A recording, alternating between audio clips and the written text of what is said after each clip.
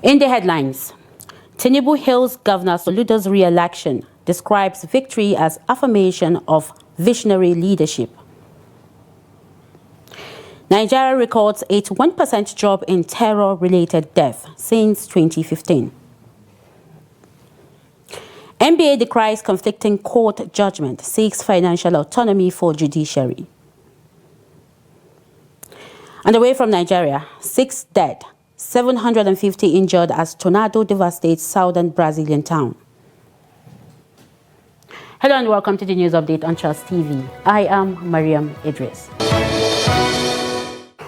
President Bola Ahmed Tinubu has congratulated Soludo on his re-election as governor of Anambra State, describing the victory as a resounding affirmation of his visionary and transformative leadership.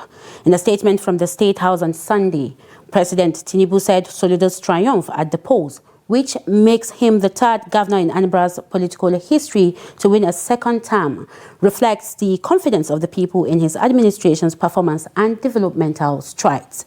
The president also commended the people of Anambra State, the security agencies and the Independent National Electoral Commission (INEC) for ensuring a peaceful and credible election.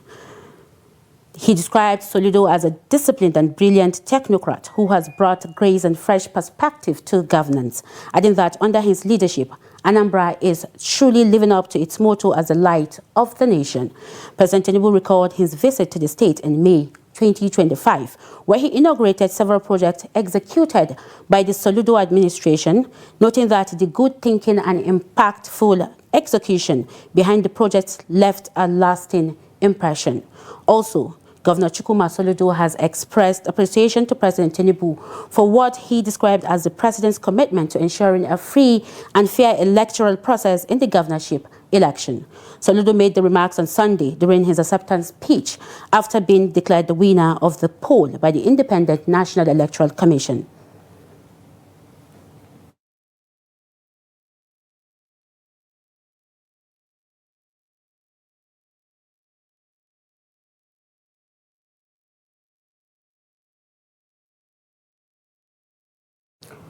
Now, the Zonal National Vice Chairman of the African Democratic Congress, ADC, for North Central, Tunde Ogbeha, has expressed confidence that the party will dislodge the ruling All Progressive Congress, APC, in Kogi State and across Nigeria in the 2027 general elections.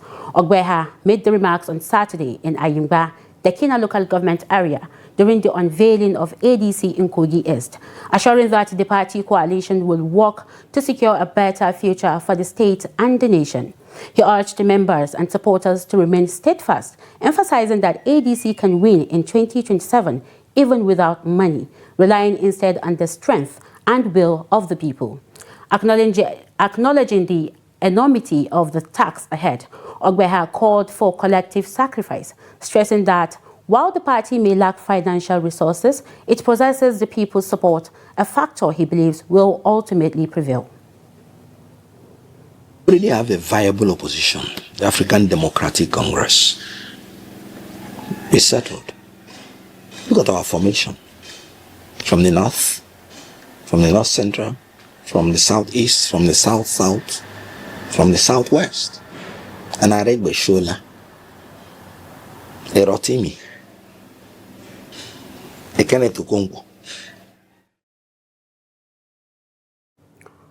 Moving on, the presidency says Nigeria has recorded an 81% decline in terror-related death since 2015, attributing the development to improved counter-insurgency operations and stronger collaboration between security agencies and local communities.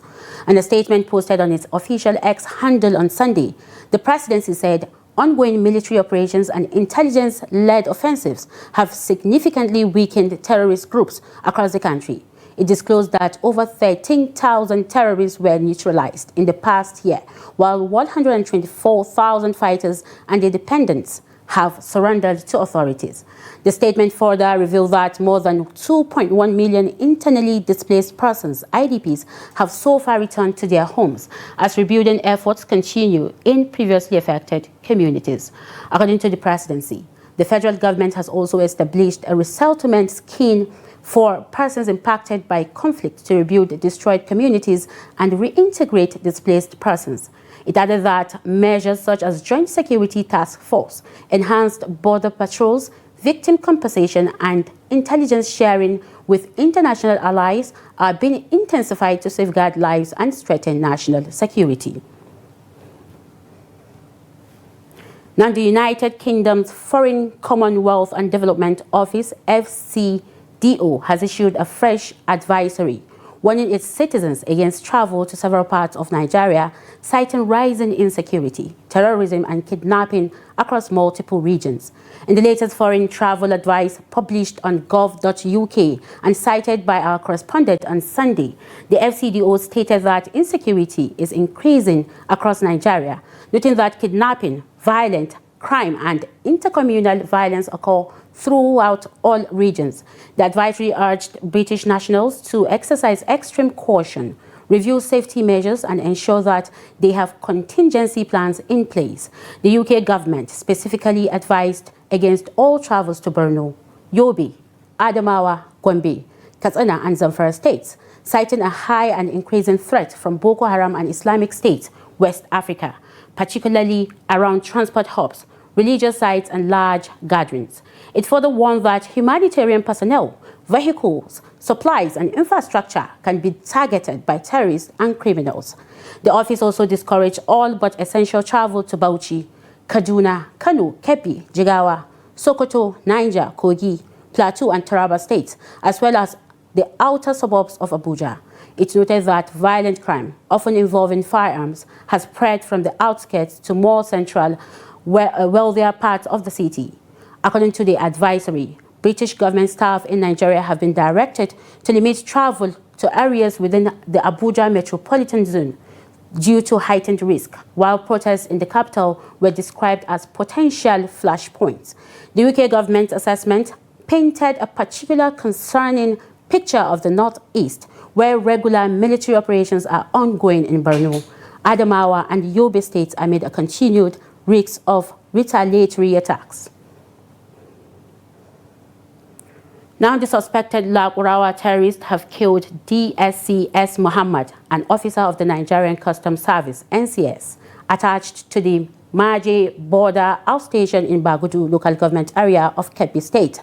The attack reportedly occurred around midnight on Saturday at the Maje customs post, where the assailants shot the officer before setting his vehicle ablaze.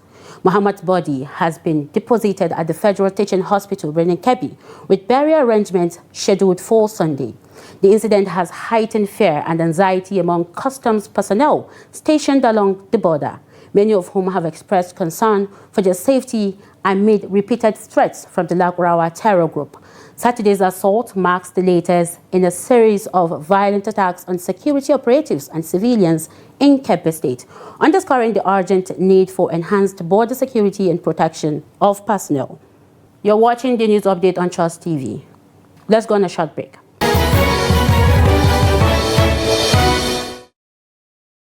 Welcome back to news update on Trust TV. Now, moving on to the next story. Residents of the local government area of Gombe State have staged a peaceful protest over the poor condition of the Gombe-Duk Road, describing it as unbearable and long neglected by authorities. The protesters say bad road has crippled transportation and caused untold hardship for motorists and commuters. The report.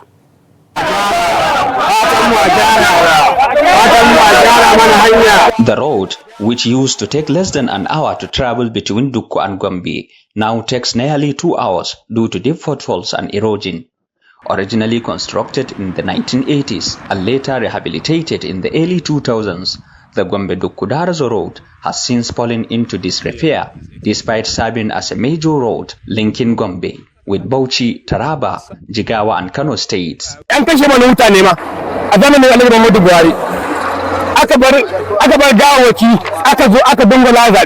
Our people have been suffering since 2003. Despite voting the APC-led government, this road remains abandoned. It's unfortunate and unbearable.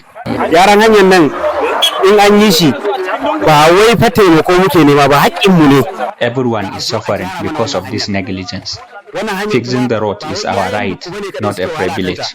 If nothing changes, we will vote them out in the next election. I know a woman who had a miscarriage because of the terrible condition of this road. We are pleading for urgent government intervention. According to motorists, about 64 kilometers of the 72-kilometer Gombe-Dukku stretch are said to be in deplorable condition, forcing motorists to drive as slow as 20 kilometers per hour to avoid damage and accidents. Responding to the situation, the Gombe State government says it remains committed to fixing the road, saying the Northeast Governors Forum has already met with President Bola Ahmed Tinubu to seek federal intervention on key roads in the region, including the Gombe-Dukku-Darazo road. For now, residents of Dukku say they will continue to push for government attention as the road's condition keep worsening and foresees serious safety risks to travelers. Hassan Lawan Koli, Trust TV News, Gombe. Now, the Southern Kaduna People's Union, SOKAPO, has expressed deep concern over renewed attacks and rising insecurity in parts of Southern Kaduna, calling on both the federal and Kaduna state governments to reinforce efforts to safeguard lives and property. In a statement signed by its national president, Tabara Samuel Kato, SOKAPO commended the relative peace and improved security achieved under the administrations of Governor Ubasani and President Bola Ahmed Tinubu. However, the group lamented that recent months have witnessed disturbing resurgences of violence in several communities, including Ngwarimi, Chawe, Kamaru, Wike, Gadanaji, Awan, Kabara, Rumaya, Farinduze, Damakaswa, Sam, and their surrounding areas. According to SOKAPO, about 14 persons were killed and 30 abducted between October 23rd and 31st, 2025, while farmlands and food banks were destroyed in what the group described as deliberate acts of provocation. The union recalled the October 7th destruction of crops in Kabara, Kagargu local government area, a day after villagers protested at the Ere Koros Palace, demanding urgent government intervention over incessant herdsmen attacks. Gato warns that the continued destruction of crops during harvest season could trigger a looming food crisis and urged the state government to support affected farmers and rebuild livelihoods. He emphasized that farmers and herders have historically coexisted as trading partners, noting that many of the so-called farmers-herders clashes are stage-managed conflict instigated by powerful cattle owners for political or economic gain. Now, technology is no longer a man's world as more women are breaking barriers, proving that the future belongs to everyone, regardless of gender. Once seen as a male-dominated profession, the tech industry is now witnessing a wave of women who are innovating, leading and redefining success. Speaking to some women in Lagos, they shared their experiences on how women are making their mark and making the tech industry more inclusive and vibrant. The report. The world of technology, once considered a male-dominated field, is now witnessing a growing presence of women. In recent years, women have made remarkable progress across various sectors of technology, from software engineering and data science to cybersecurity and artificial intelligence. In Nigeria, many women are excelling in their tech careers, leading groundbreaking projects and mentoring young girls aspiring to join the industry.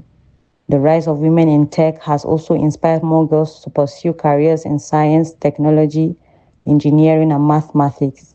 However, challenges remain, including gender bias, limited mentorship opportunities, and work-life balance concerns. Despite these obstacles, women continue to thrive and redefine the digital landscape. In Lagos, residents share their thoughts on women's participation in technology.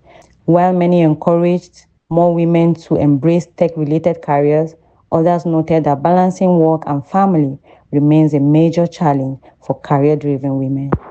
So technology has traditionally, if we look at the statistics, been a male-dominated profession.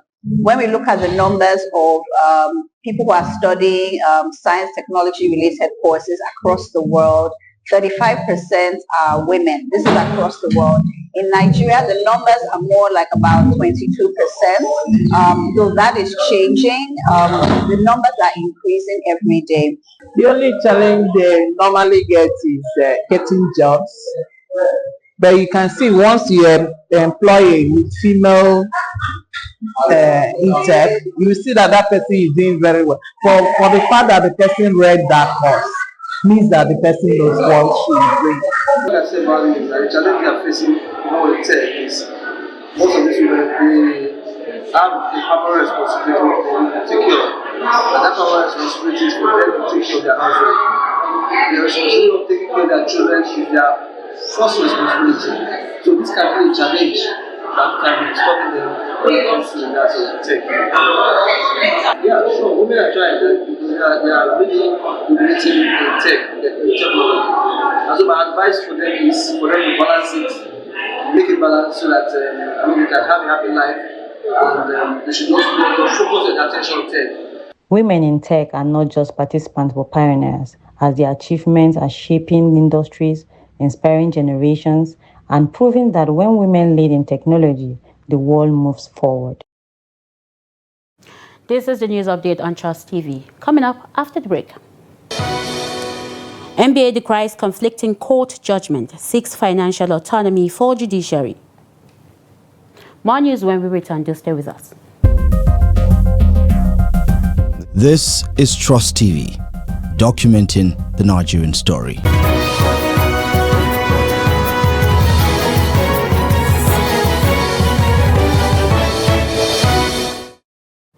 Welcome back. If you're just joining us, you're watching the news update on Trust TV. Now let's take a recap of our major stories again. Tinubu hails Governor Soludo's re-election, describes victory as affirmation of visionary leadership. Nigeria records 81% drop in terror-related deaths since 2015. Now moving on to more stories. The Nigerian Bar Association (NBA) has expressed concern over the increasing trend of conflicting court judgments and called for financial autonomy to strengthen the independence of the judiciary. Addressing journalists ahead of the association's 2025 Law Week, the Akure branch chairman, Friday Umar, decried the situation where the executive arm of government awards contracts on behalf of the judiciary, describing it as a violation of judicial independence. Umar noted that sometimes conflicting decisions arise from differences in judges' perspectives, while acknowledging that the National Judicial Council, NJC, is making efforts to curb the trend. He emphasized that cases should be filed where the course of action occurred to preserve judicial integrity.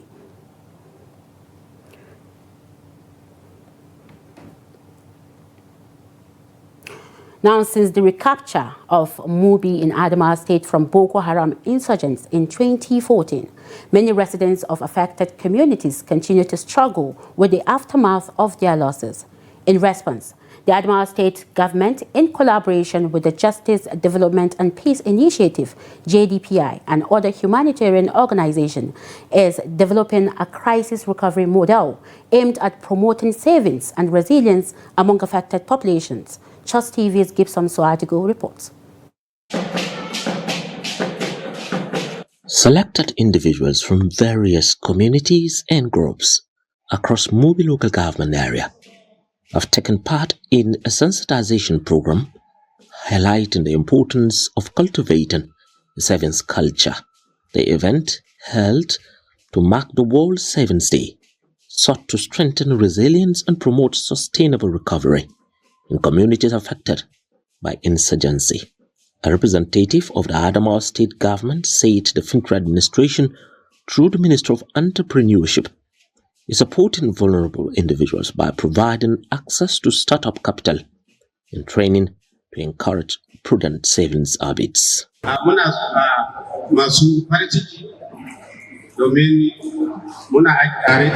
He said, "We are grateful to JDPI for a great partnership that is directly touching the lives of the vulnerable in Adamawa State. Government alone cannot solve the problems of the citizenry without support from the humanitarian organizations." The livelihood So gwamnati shi kadai ba zai iya ba.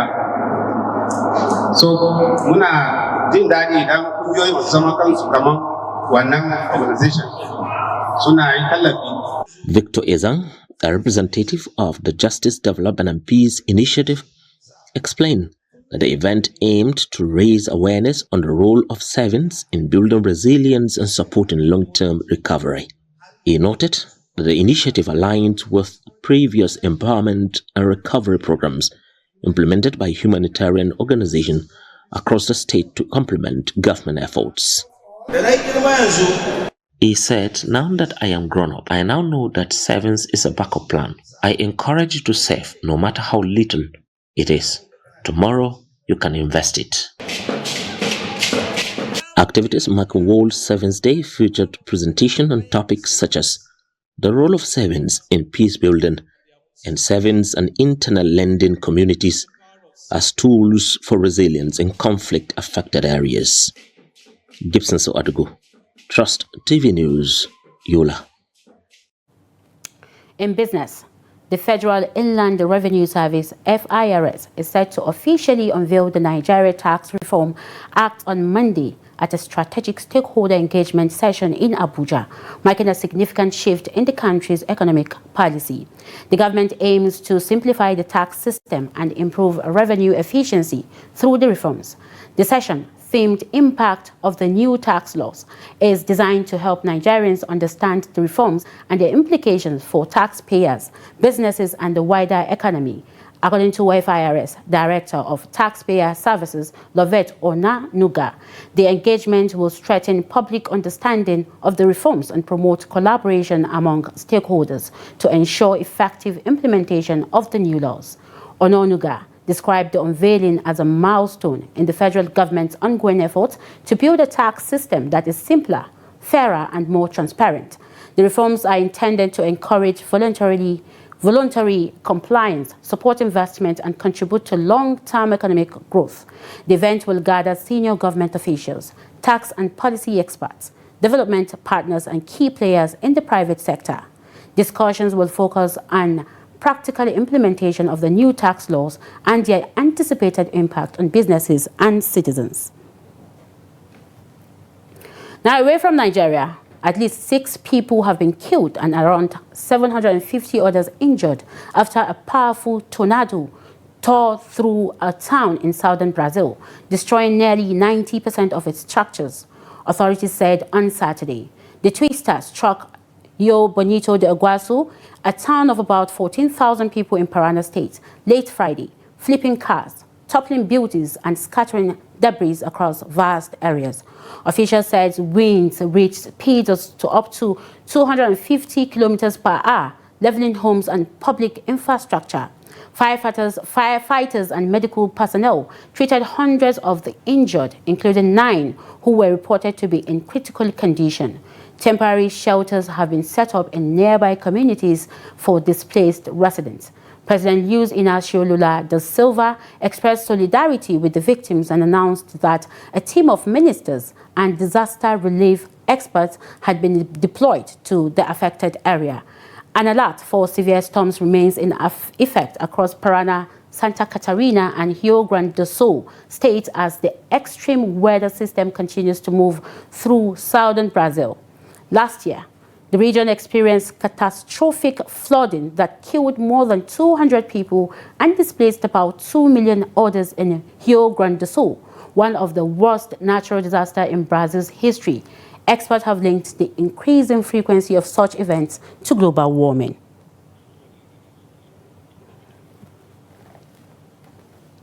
And with that, we have come to the end of the news update on Trust TV. Do not forget to follow us across all our social media platforms and also join our YouTube live stream for more news. I am Maria Midris. Thank you for watching.